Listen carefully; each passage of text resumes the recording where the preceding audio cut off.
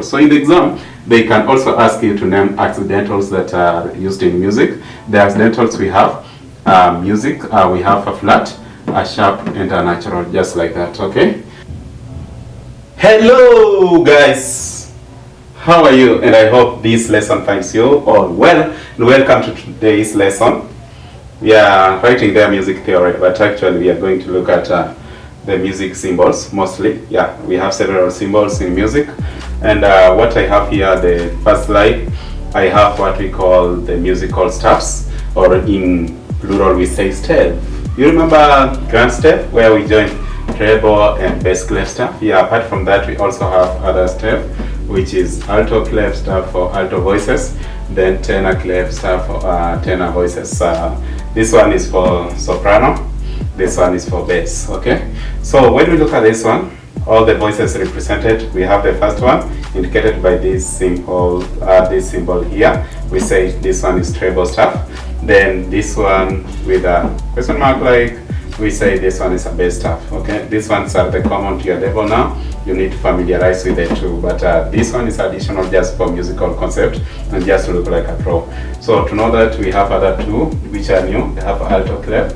Alto clef looks like this, and when you look at them, the symbols are just the same, but there is a slight difference. The slight difference comes here. When you look at alto, it is starting from the second line, but when you look at tenor, it is touching the first line. But when you look at alto again, it is surpassing the fifth line, it's outside the line.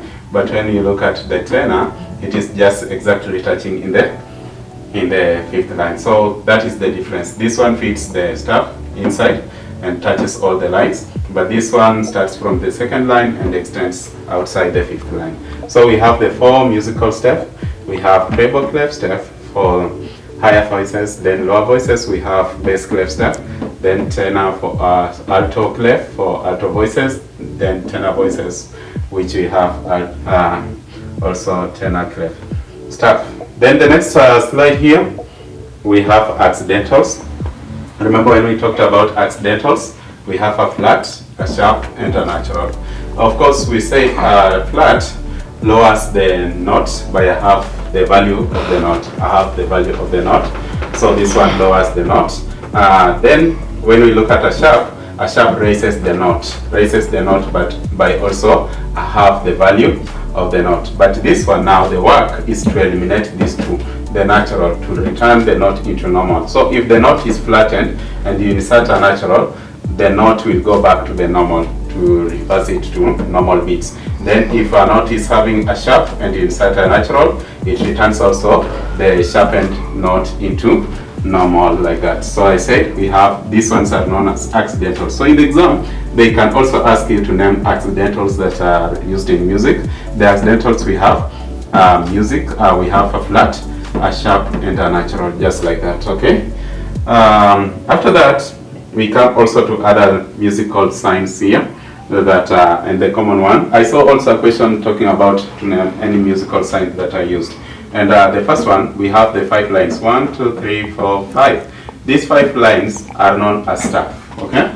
You saw the types of steps we talked about there. They always comprise of about 5 lines and 4 spaces. So how do you define a staff? We say a staff comprises of 5 lines and 4 spaces in music. Just simple like that, okay?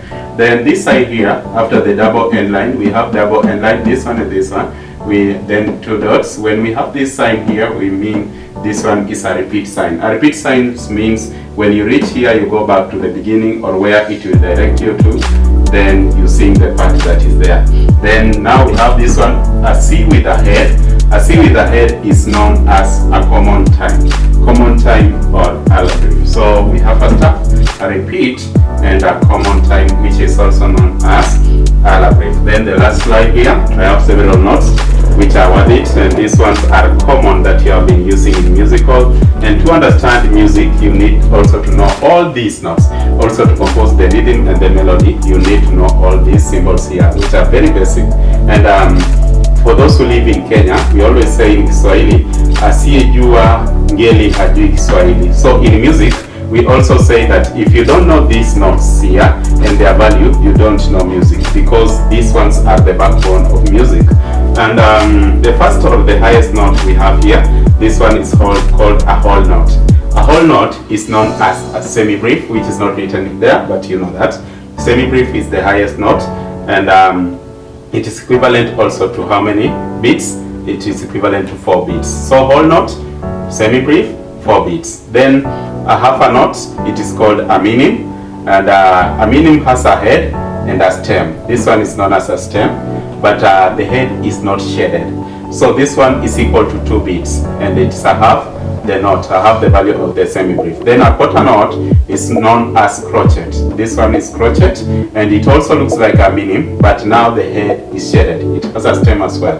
Then the eighth note, this one is known as quiver. Quiver is equal to a half the beats. Then the note, it has the head, which is shaded. It has the stem, and now it also has the, this one is known as a flag or a tail. Then the 16th note, which is known as semiquaver. The semiquaver looks like a quiver, but it has 2 tails. When you look at the last one, it has 2 tails or 2 flags, and it also has the head and the stem when you name the parts of that. So when we come back, these notes that I've mentioned, they have the musical rest. Musical rest, and we said rests are just silences in music. The silence in music. Remember, when we were defining rhythm, we said it comprises of the pattern of beats and silences. Beats and silences, or notes. These are notes which are beats, because we say this one is equal to 4 beats. So notes and silences, that's how we define it. So semi-brief, the rest of our semi-brief looks like this. A graduation gown, those people who are graduating, they wear them. So if you remember that one, just know you are remembering the rhythm as semi-brief. Then the next one is a minim. A minim, it's like just the inverted rest of a semi-brief, but it looks upside like that, and it gives the vibe of a mountain, this one, like a block mountain or something. Then we have also a crotchet. A crotchet, we have this sign here. It looks like a lightning or something. Then another one, always like a inverted 7 like that. 7, this one looking there. Then looking the other side. Then the next one is a quiver. A quiver, you can see, it's just like 7.